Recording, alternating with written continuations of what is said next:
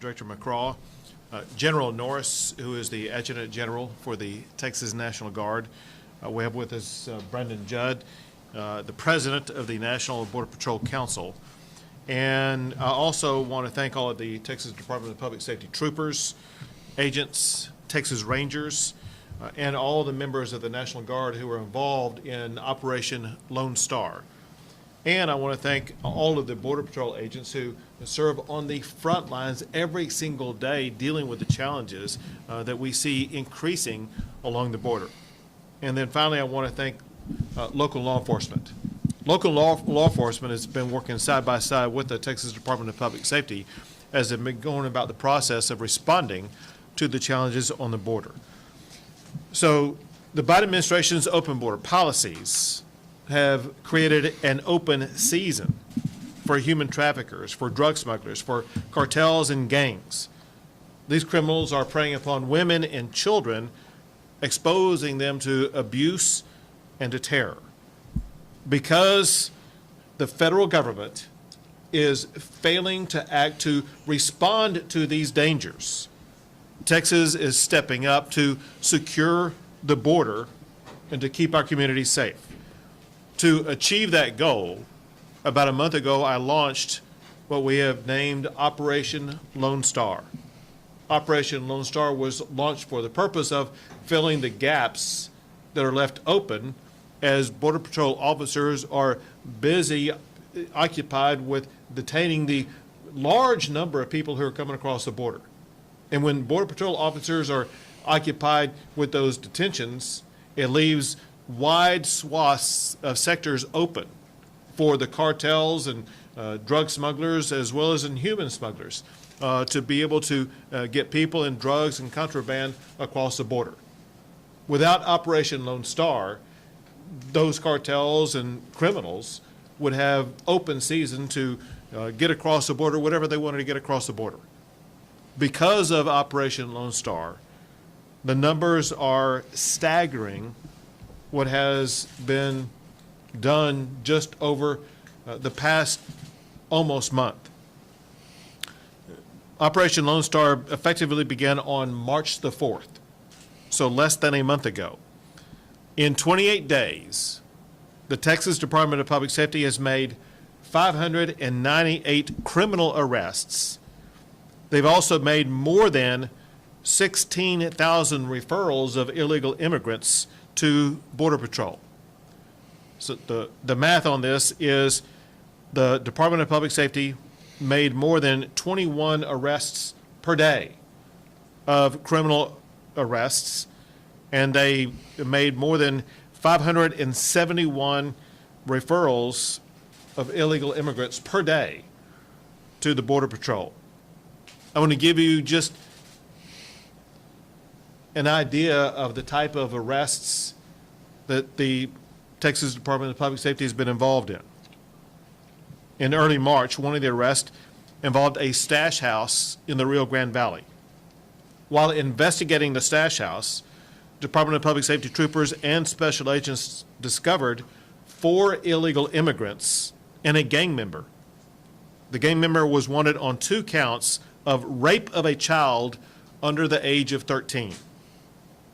On March the 8th, Department of Public Safety troopers made a traffic stop that resulted in the arrest of a man wanted for continuous sexual assault of a child. On March the 14th, troopers attempted to make a traffic stop that escalated into a pursuit. After the pursuit was done and after stopping the vehicle, they discovered that the male driver was smuggling illegal immigrants, including a 14-year-old child who had been sexually assaulted. The driver also had child pornography on his phone. On March the 16th, the Department of Public Safety assisted the Border Patrol with several waves of illegal immigrants being smuggled on rafts. This included 217 illegal immigrants apprehended, including, among that group, 152 children. One of those children was a 6-month-old girl who was thrown into the river by smugglers. As Brendan Judd explained to me, there is a reason why smugglers and cartel members do things like throw a young child into the river. They know that when doing so, it will cause Border Patrol and Texas Department of Public Safety officers to focus on that child and to save that child like what they did do. When law enforcement is focused on saving a child, that opens the door to the opportunity for the drug smugglers and the cartels to engage in other crimes, and that's part of what happened. But to show you how abusive these people are, there was a mother among the group who was stomped on by the cartels and broke her leg. And that woman was also helped by the Texas Department of Public Safety working alongside the Border Patrol. Do we have Trooper Woodard with us? Right here. Trooper Woodard with the Texas Department of Public Safety was the trooper who was involved in the rescuing of that child as well as dealing with the mother who had a broken leg. Trooper, thank you. Thanks, sir. For your service. Yes, sir. So this is just a small sample of the dangerous criminals that the Texas Department of Public Safety is apprehending and the horrific abuse these criminals inflict on their victims. A concern that we have is how brazen and open the drug cartels are getting in trying to recruit people here in the state of Texas to assist them in these crimes. I was provided these. I'm going to show you these two pictures if you can zoom in.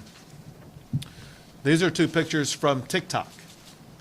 And these are ads or videos and things that are being run by cartels on TikTok trying to recruit people in Texas to assist them commit their crime with the promise of money as well as other things. And it's rare, I am told, to see the cartels open or operate that openly so that it could be seen by law enforcement. But you can be assured now law enforcement will be following up, tracking down who these criminals are and doing whatever needs to be done to make sure that these types of operations will be shut down. Bottom line is this. Operation Lone Star is doing everything they can to keep our community safe. But this problem is not going to be fixed until the Biden administration does its job to secure our border and to get this crisis under control. Next, we will have Director McCraw. Thank you, Governor. Appreciate it. Public safety is the protection of people from harm. When we talk about public safety in the department, and certainly the state of Texas and the governor and the state legislature, that means all people in Texas. An unsecured border with Mexico has resulted in corridors of crime is the bottom line. I mean, Mexican cartels is enemy number one. And throughout Texas, the nation, these corridors, they bring cocaine, methamphetamine, marijuana, fentanyl, any particular drug that's marketable, the cartels have it. But importantly, people. When we say people, as the governor indicated, it's a commodity to them. They don't care. They'll throw a 6-month-old baby into the water. They just don't care. I mean, they will stash, they will starve, they'll beat, they'll rape, and they'll abandon these children. And so it's very important, and one of the things that the governor's number one priority is that when we fill these gaps, because make no mistake about it, when you put those many unaccompanied children and family units into one area, the Rio Grande Valley area, Border Patrol becomes overwhelmed. We saw it in 2014, we saw it in 2019, and we certainly see it right now. When that happens, it provides a great opportunity for cartels to move migrant children that are high valued, okay, that are moving towards the sex trafficking industry, as well as criminal aliens between the ports of entry. They're not trying to be interdicted, and they're trying to avoid apprehension, and they're available at that point. So it's important to be able to fill that particular gap, which we're doing right now. And we're certainly proud to work with our brave Border Patrol partners, as well as local law enforcement. And we're seeing a lot of things we hadn't seen in the past in terms of brazenness of some of these smugglers and coyotes that are sitting on ranch lands and refusing to leave and moving into areas, as well as carrying weapons on this side of the border, which is an unusual occurrence. And certainly we're concerned about that. Social media. Who would have thought They're advertising for more coyotes. They need more smugglers to come from San Antonio and Houston.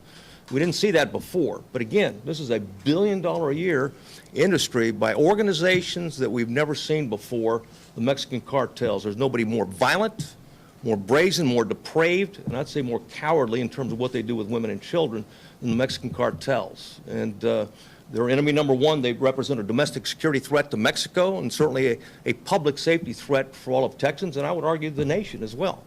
So thank you, Governor. We have an opportunity to be able to serve, and we're here to serve.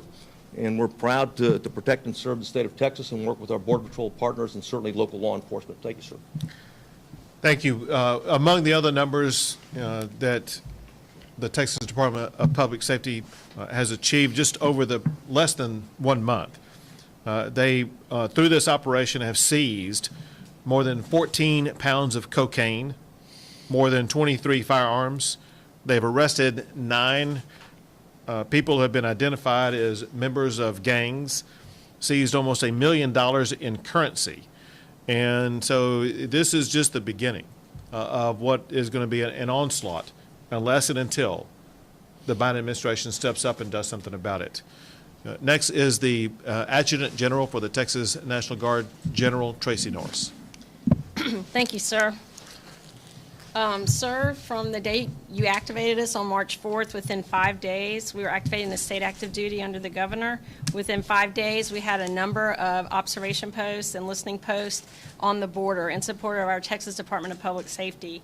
Our role is to add eyes and ears to DPS as well as Customs and Border Protection in order to detect, identify, and recognize any activity, illegal activity that is going on, and call that in to DPS and the Border Patrol and make it quicker for them to be able to react to where that event is. Our soldiers are using multi-sensor systems that are able to detect, recognize, and identify that activity.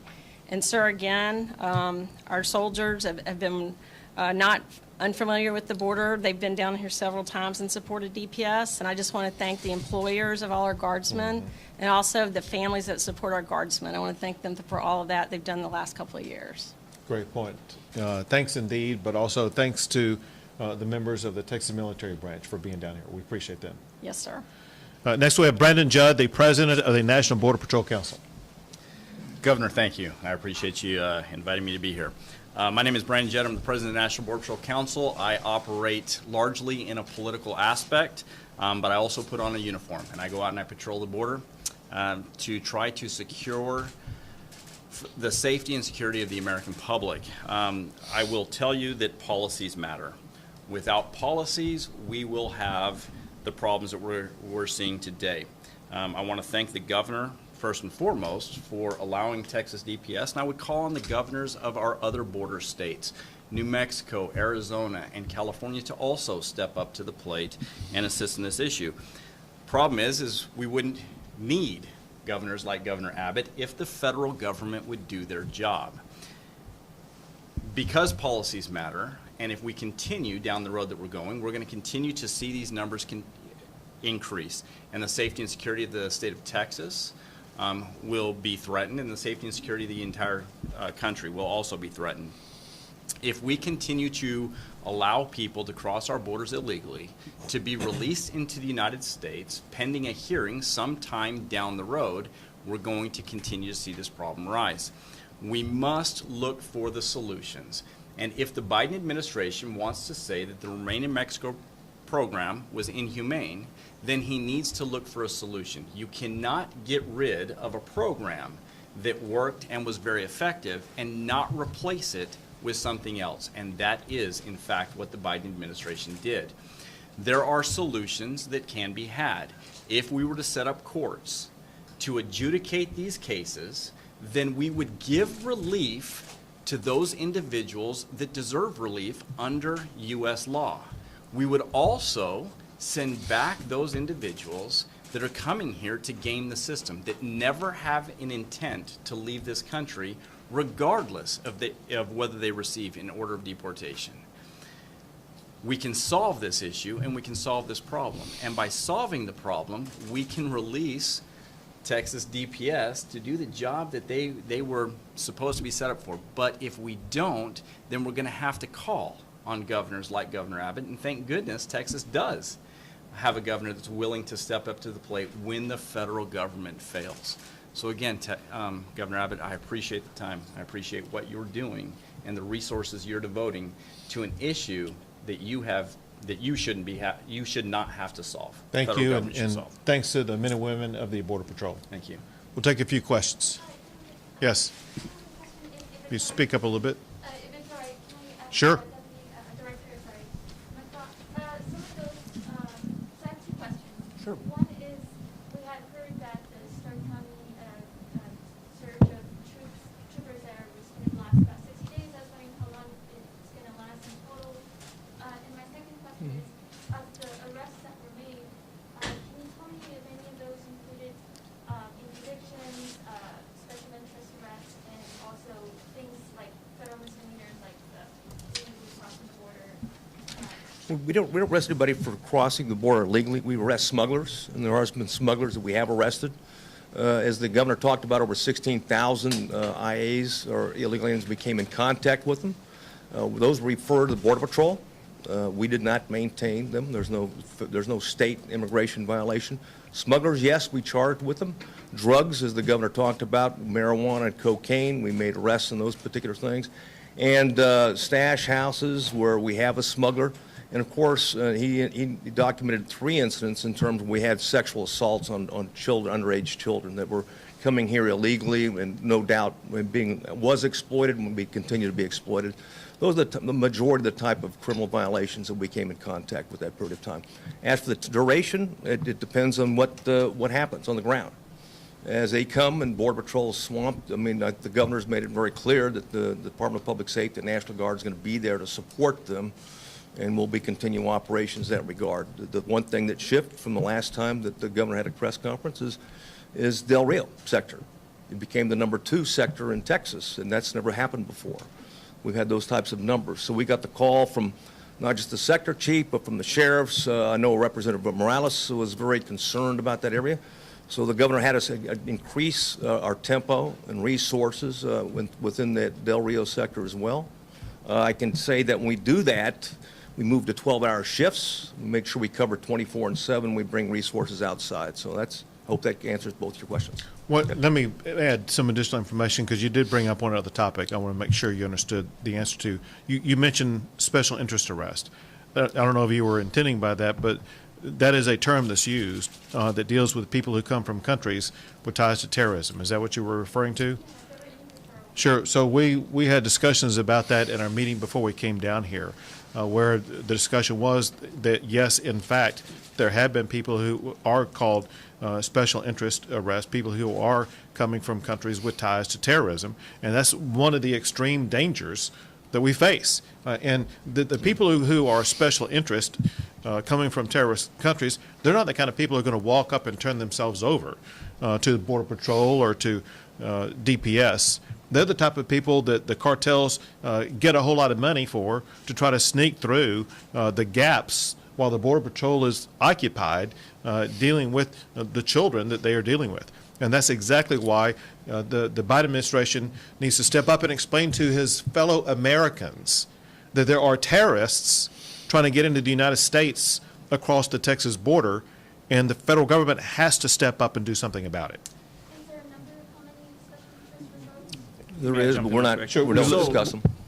So Minority Leader McCarthy, he highlighted this issue just a couple weeks ago when he was down on the border, and he learned that there were several individuals from special interest countries that had been arrested. I personally have arrested people from all over the globe, whether it be Poland, Russia, Bangladesh, Brazil.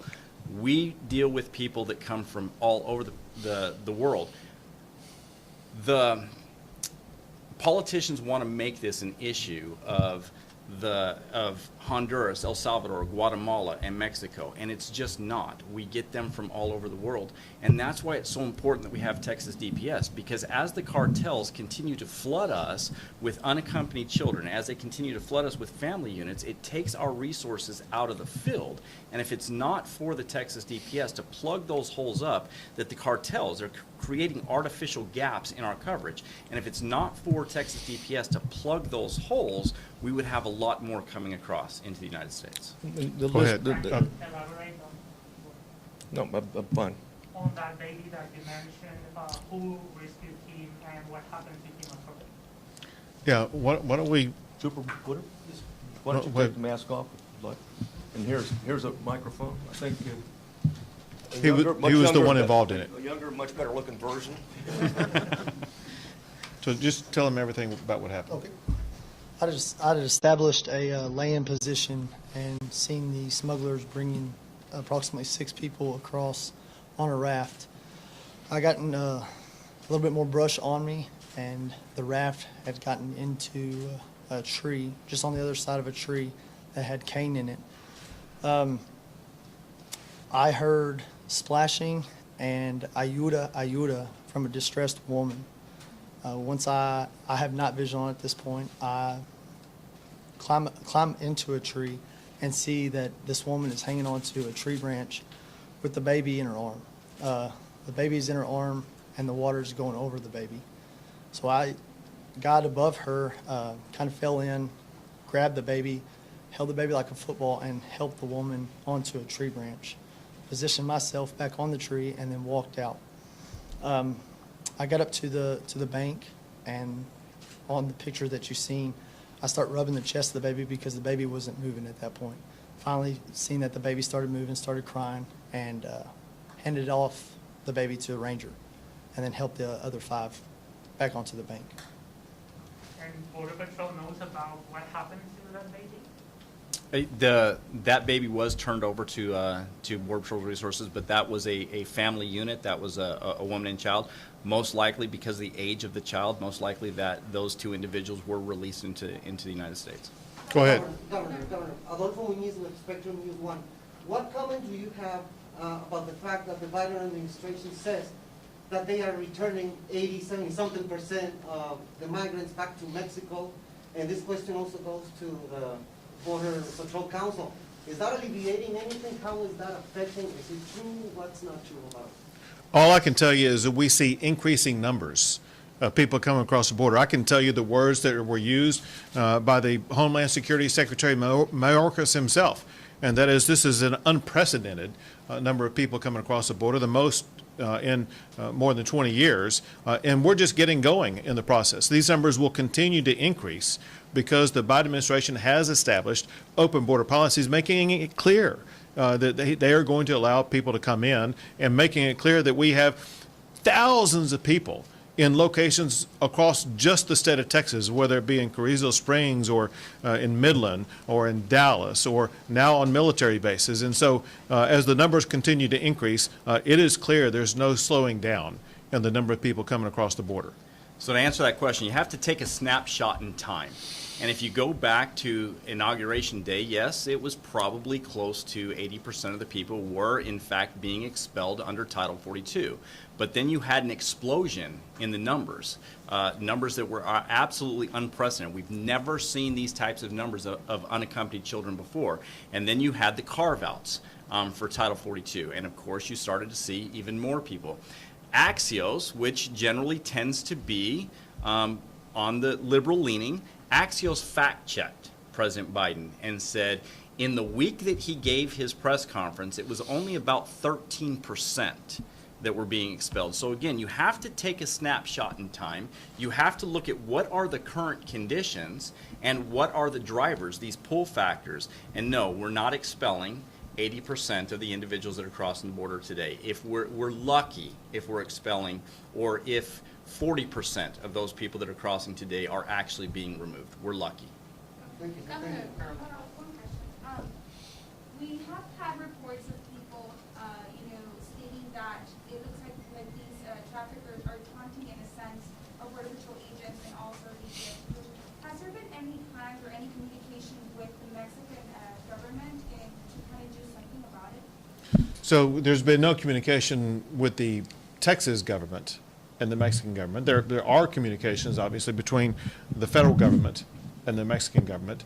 I don't have that information provided to me, but I do know that the federal government and the Mexican government communicate all the time about this. Doctor? Yes. Joshua Burns with NBC News. 2 questions for you. One, we know actually from the number that the majority of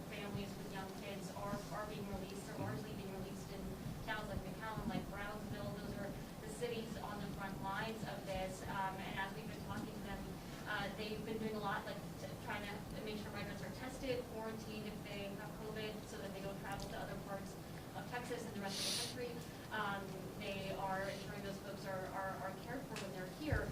They say while DPS is helpful, they could also use resources like social workers to help deal with these families that are coming here traumatized, and resources like those hotel rooms. Are you planning to provide any additional resources of that nature to some of these towns who are where these migrants are primarily being released? And my second question is, we've heard from some reports and some migrant families about the situation at the Ansel Lewis Bridge. There are some folks that have been spending 2 to 3 days there in that processing or intake area.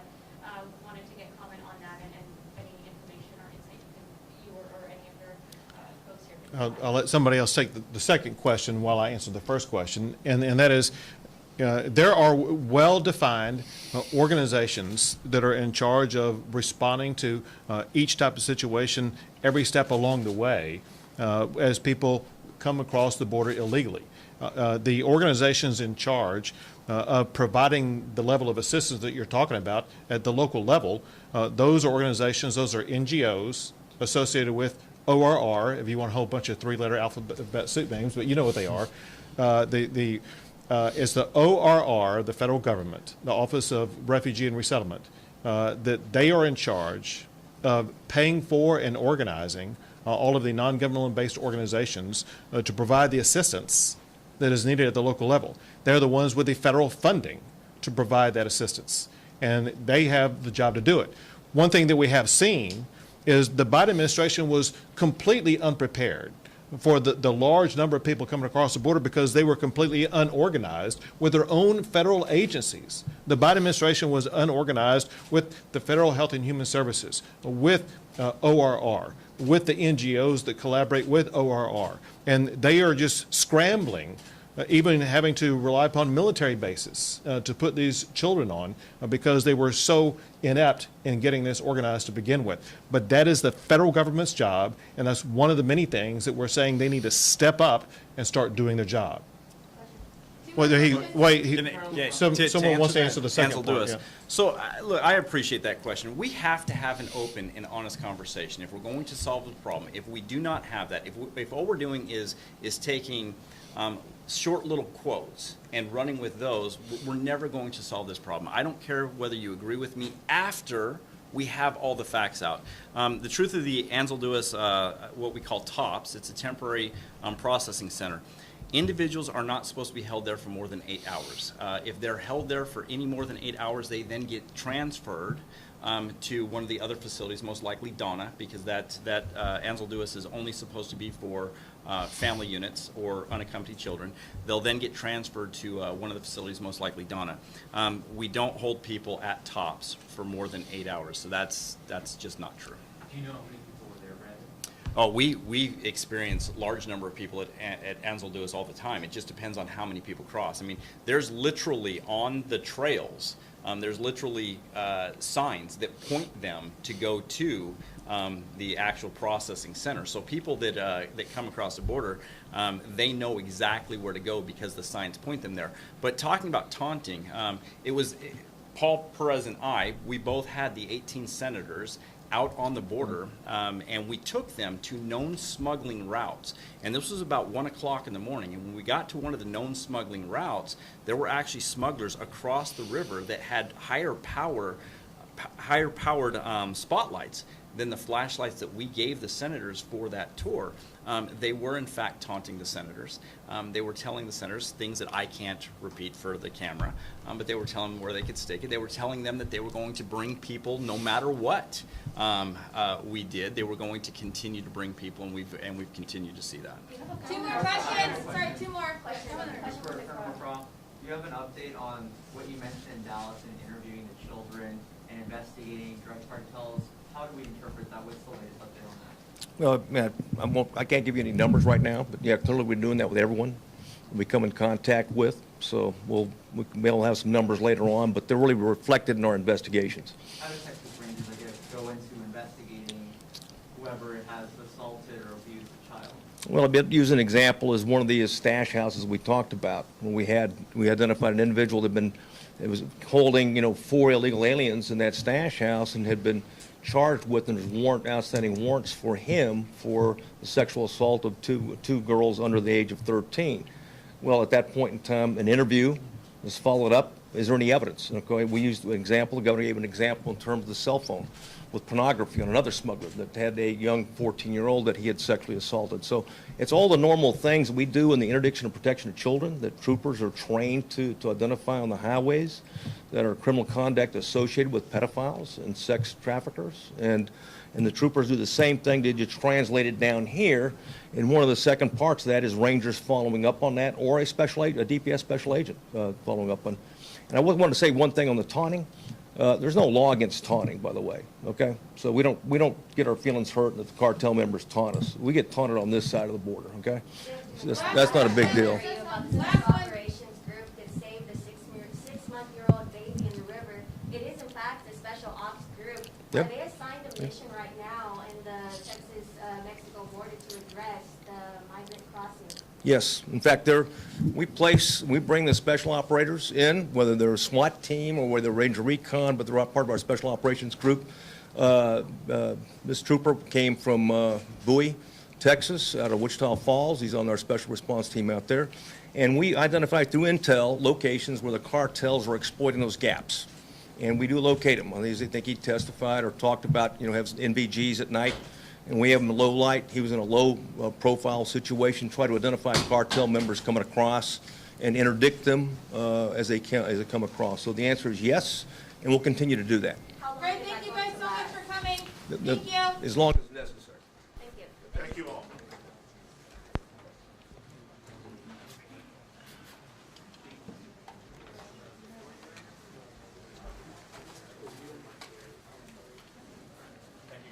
Sure. I'm going to leave these out in case anyone wants to see them.